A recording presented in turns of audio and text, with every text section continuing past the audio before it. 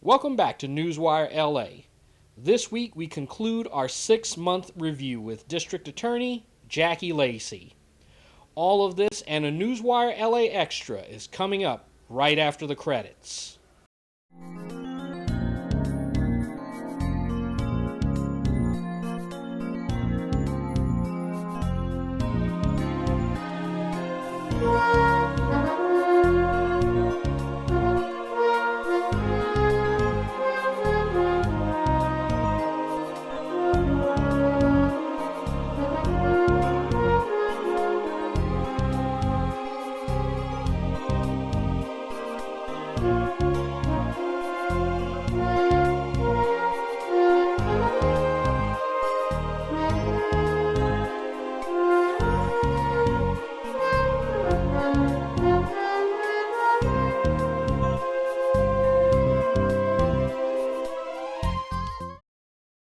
Welcome back to the 18th floor of the Clara Shortridge Foltz Criminal Courts building in downtown Los Angeles. Let's head back inside and continue our interview with District Attorney Jackie Lacey. And I know that there are several cases going on right here in the county. Several cases of interest in the media and elsewhere. And I know that for a lot of the pending litigation and whatnot, I know you can't talk about specifics, but I would like to get some feeling, whatever you can give us on some of these cases. You folks are getting ready to, at some point, to retry the Bell case. It was very interesting seeing that a jury could not reach a decisive verdict on these people. What were your thoughts when you heard that, and what do you think? How are you going to approach this the next time you guys go into the court? Well, Chen, we have some extraordinary prosecutors in the Public Integrity Unit. My job as their leader is to provide them with the tools, make certainly the ultimate decision on whether we will retry these folks, which I have decided that we should retry them. I can't give you our strategy right now because it's still a pending or an open case. But the community is counting on us to protect them. Bell is not a wealthy city. They could not afford to have people stealing, and that's what these folks did. You can call it whatever you want, but when you're getting paid to be on several commissions and you don't even go to those meetings, they don't even meet, and you justify bumping up your salary to the point where it almost approaches that of the President of the United States, people expect the district attorney to stick up for them and to say something about that, right? That's what you want, to hold people accountable. And there are, when you're talking about public officials who do get involved in fraud schemes or whatever and misuse the public's trust, that's a public official who's got to be reined in, and you've got to be accountable. And we have one case that also is closer to home. And I'm going to kind of lump these together because really that's what they are. You've got the assessor's case, which is because that case affects somebody who pretty much worked right in this geographic region. Does that alarm you as the DA? Because it alarms the people on the outside that they're saying, "Oh my God."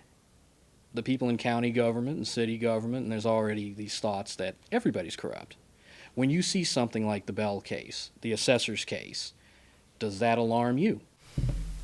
Well, alarm is probably too strong a word. I gave a speech at the Contract Cities Association breakfast to a room full of mayors and city council people. And when you become, in order to get elected to these positions, you have to remember, you have to go around and say how wonderful I am, right? You have to go around and say, I've done all of this, I've saved the world, now put me in position. Then once you get elected, people are constantly telling you how wonderful you are, how great you are. But when you wake up in the morning, and public officials need to remember that, before you have a chance to comb your hair and put your makeup on and get rid of your morning breath. You're a human being. And you need to remember that. And so because you're a human being, you're going to be tempted. You're going to be tempted by money, by favors, by a lifestyle that maybe you never had before. But you have got to remember that person who gets up in the morning, that's who you are. You're a human being. And people are counting on you to be honest and obey the law even when they're not looking. And so you have to have people around you who are willing to sort of say to you, no, don't do that. No, you're wrong on this. Do you realize the danger of this? You're falling into temptation.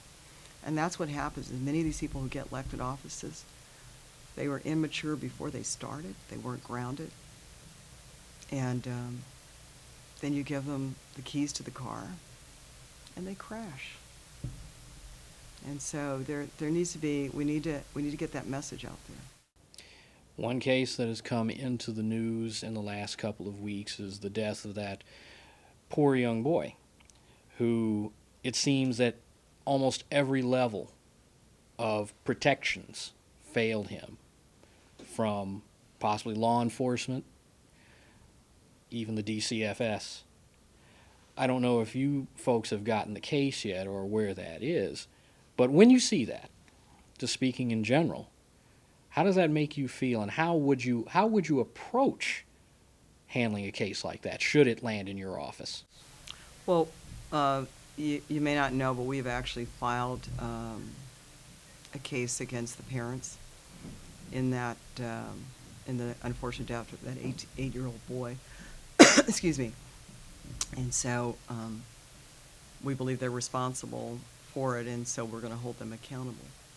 But when I see that, agencies who were created to protect the most vulnerable people in our society, little children, and I read the stories just like you do and see how many times, how many missed opportunities they were.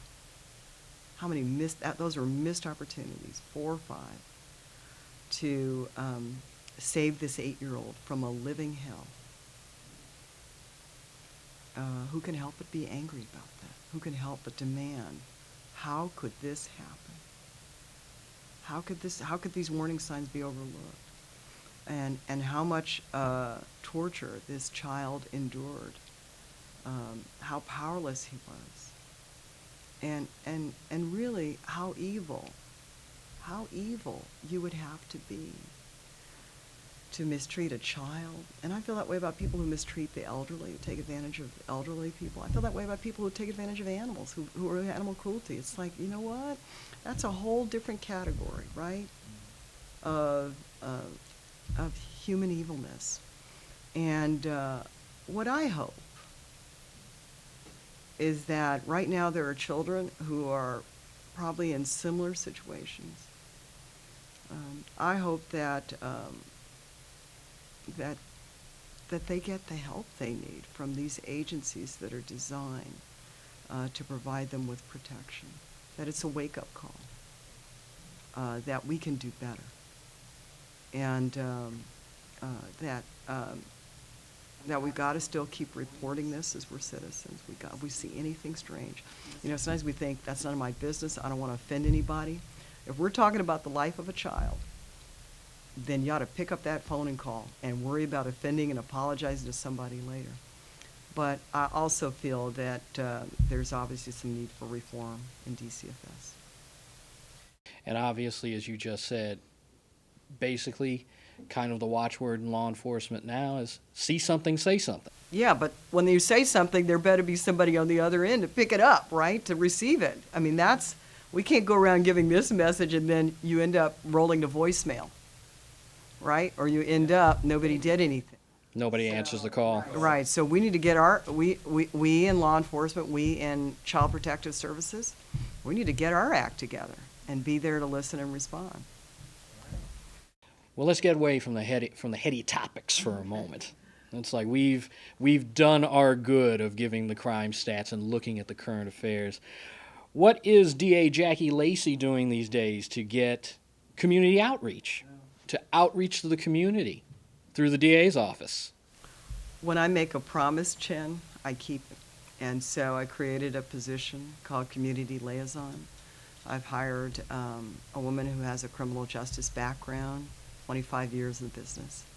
And I am also out there pretty much 5 nights out of 7 in the community, but this is a large county with a lot of different community groups. My community liaison is out there meeting with groups, talking to them about the things that we're doing, our 5 goals, as well as receiving information from them and getting it directly to me, because she reports to me about issues, that people want to know about, hate crimes, issues such as this one that we're talking about now. And I think that the office really has never had a position like this where the community will have somebody to call, community groups will have somebody to call to say, hey, I need to talk to you about, in general, how the office handles these cases. And so I am fulfilling that promise that on the campaign trail that I listen to the community, I was out in the community, and I intend to continue to be, the people's DA. Now, when you talked to our Jamie Wright last fall, you were doing the lunchtime thing. You were going to a school and devoting time during your lunch. As the district attorney now, do you still have time to do that? I don't, but I have a lot of kids coming through here every day, almost every day. It feels like every day, but on a regular basis, school kids come in here, and I take them throughout the office, explain what we do, talk to them about their dreams. I tell them my personal story. A kid from Dorsey High School ends up making it good, from working class parents. And so I do that. I also, for a few select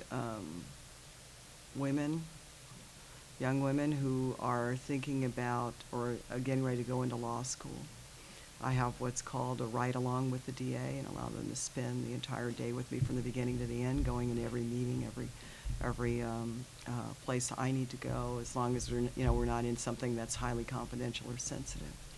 And so my hope is to inspire these women, and we're hoping to have men through here too also, to pursue a leadership career in law enforcement. So that's how I'm getting it done. All right, you're making it happen. For those of us, and there are many people out there who the only thing we know about the district attorney's office is that we see them in court, they prosecute a case, they try to get a guilty verdict or whatever. How can people in the community learn more about the district attorney's office? Well, they should go to our website. We are working on rebuilding it. The LA County DA's website is so important. It's got historical information on us. It's got our mission statement. It's got information on, first of all, for the first time we have put our organization chart on there so you can see who's in charge of various different offices. You have a name. You can see some of the most important documents. One of them that I just reissued is called the Brady Policy. It's very important. It's about when prosecutors get evidence that is helpful to a defendant's case, they need to disclose it and turn it over. And so we're putting up and stating that very clearly to the community and also to my prosecutors that that's what I expect. If they have a doubt, I want them to disclose the evidence to the defense and then litigate its admissibility in court. We are not hide-the-ball kind of people. It's different here. I also, on our website, we have pamphlets for crime prevention. We are also in the midst of putting out just a lot of information there so that people do know what we're about. I realize that a lot of, even when I was running, people would say, well, what does the district attorney do? We do a lot. We do a lot of crime prevention, a lot of outreach, a lot of training. We're the largest prosecutor's office in the nation, larger than any in New York. There's nothing like us. And because of that, we're expected to lead on important issues such as DNA, such as the death penalty, such as realignment. And So you can find out a whole lot of information by visiting us on the website. Are there any places in the community people could find you folks wandering around?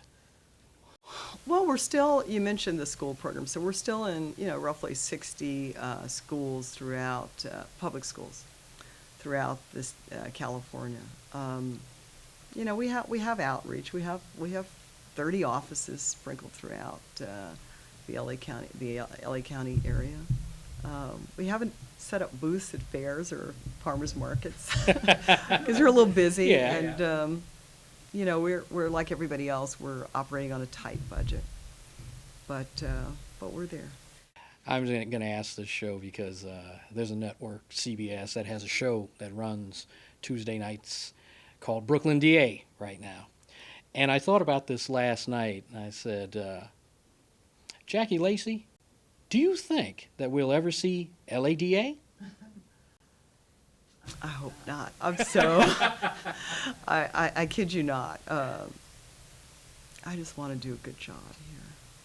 I understand and appreciate the role of the media, and I want to get my message out.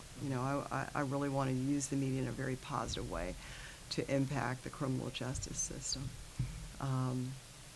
I'm very flattered that you would say that, but we've got a lot of work. I've got a lot of work on my plate, and I just, like I said, I just want to do the job. Fair enough. Fair enough. We live in the age where television cameras seem to be just going everywhere, and so I saw that last night, and I didn't even realize that it was a real show. A reality show. I actually thought It was another LA Law or something like that. and it's sad to say because I worked there, that I didn't realize that the show was actually following the real Brooklyn DA. And as we roll towards wrapping up this interview, I always think about there's a piece of real estate right across the street. It's hidden under a big black curtain right now. But I understand, if my information is correct, that in 2 to 3 years, this office will make the move to the Hall of Justice, from what I understand. Are you guys excited about that move, or? Extremely, extremely. I just took a tour of my new office on Friday, so it's very timely that you would ask this question. It's a great. I can't wait for it to open up, for you to see it. They preserved a lot of the historical things in there, things that I never got a chance to see. I've never been in the Hall of Justice until last Friday. On top of that, they'll have some new ideas, such as smart elevators that will take you directly to the floor and tell you which elevator you should take in order to quickly get to where you're going. And in my opinion, it's a very magical place. When I was over there, I was extremely excited. I'm told by the architects we will be there January 2015. January 2015, that will be there. And I couldn't be more excited. We're hoping that I'm sure there'll be a grand opening ceremony.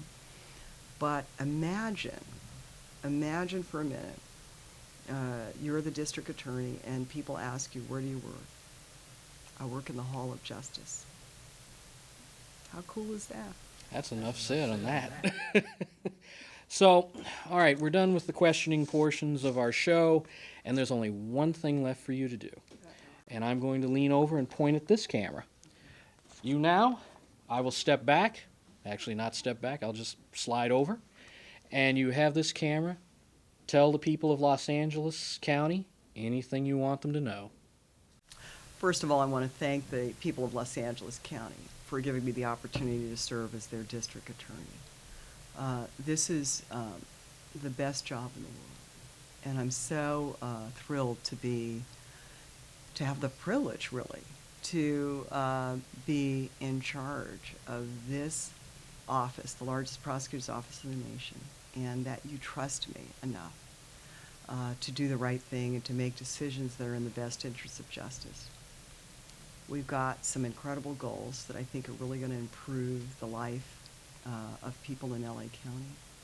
And I am grateful that I have the support and the relationships in place to get those things done. So I look forward to seeing people out in the community and getting feedback from them And I want you to know that your district attorney's office is running well and will continue to run well.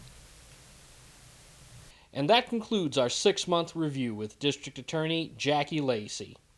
We'll be back here in 6 months or a year to see how things are going.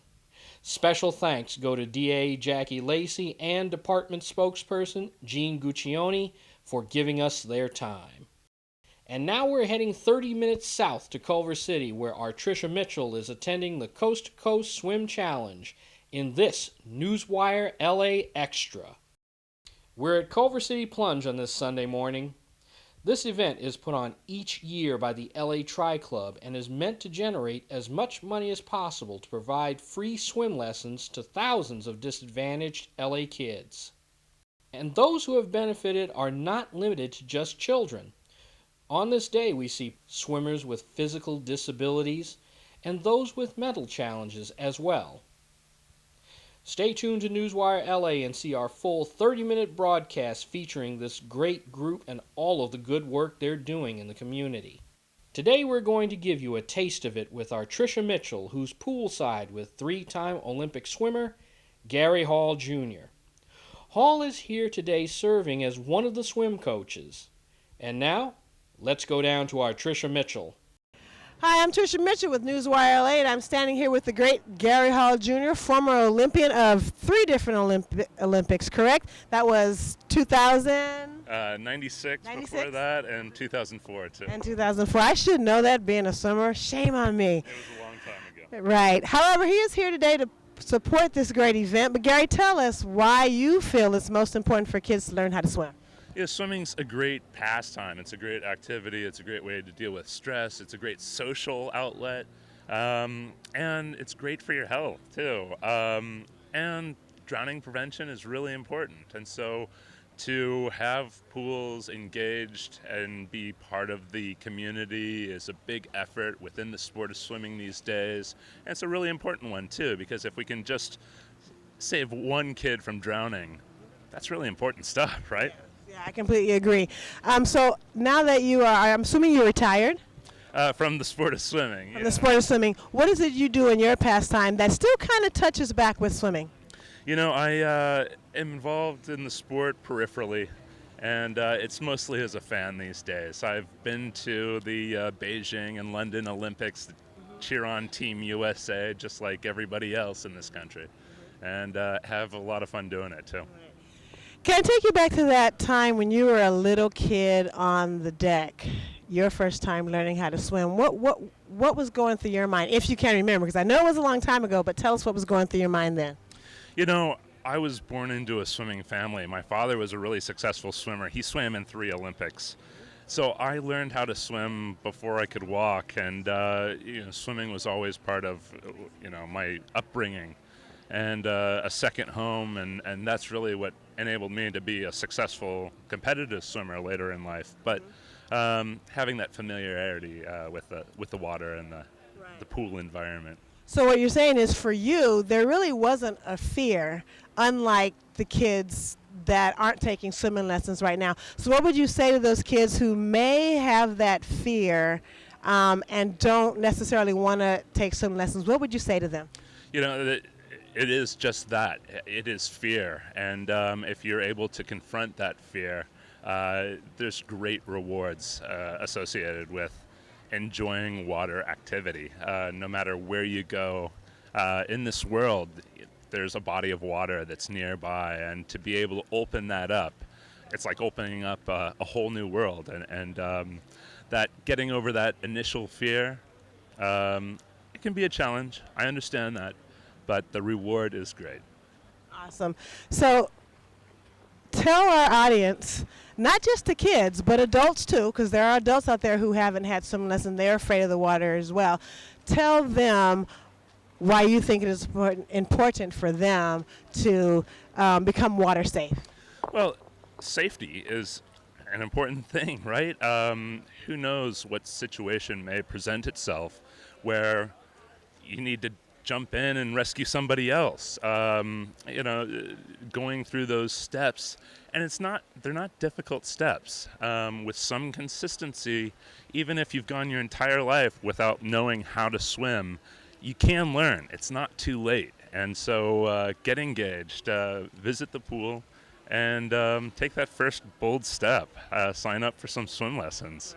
It can be a lot of fun. Like I said at the beginning of the interview, swimming is a social outlet as well. And not only do you feel good about the social engagement that you experience with other people on the team and the environment, you feel better about taking care of your health too. Thank you, Gary, for speaking with us. It was such a pleasure, and thank you for coming out to support this great event. All right. Awesome. Can I give you a hug? Oh, yeah. What you may not know about our Trisha Mitchell is that she was a championship college swimmer at Long Beach State University. She's still very much involved in aquatics today. Immediately after doing her interviews with Gary Hall and several others, she suited up and hit the deck. She took her first dip in the water using the lanes being overseen by Coach Gary Hall Jr. Gary Hall? Yeah. Today we're going to be working on your dive. My dive. Okay. So this is how it's done. The swim you're watching was scheduled to last for a full hour, so Trisha had her work cut out for her. Here's a little note from Trisha as she was getting more and more into her session. Okay, so far I've swam 3 100s. That is the equivalent of 12 lengths of the pool. I've got about, 15 more? No, 17 more. 17 more 100s. Are you with me, Newswire LA? Here we go. And there she goes, in an attempt to finish the remaining laps on the docket. We'll bring you more of this day on a broadcast of Newswire LA dedicated to looking at the Coast to Coast Swim Challenge. It was wonderful bringing you District Attorney Jackie Lacey and our Newswire LA featuring the Coast to Coast Swim Challenge. Stick with us and you'll see even more stories coming right down the pike. To follow everything Newswire LA, look us up on Facebook and Twitter at Newswire LA. I'm your host, Chin Thomasangsi, saying good night, and we'll see you back here next week.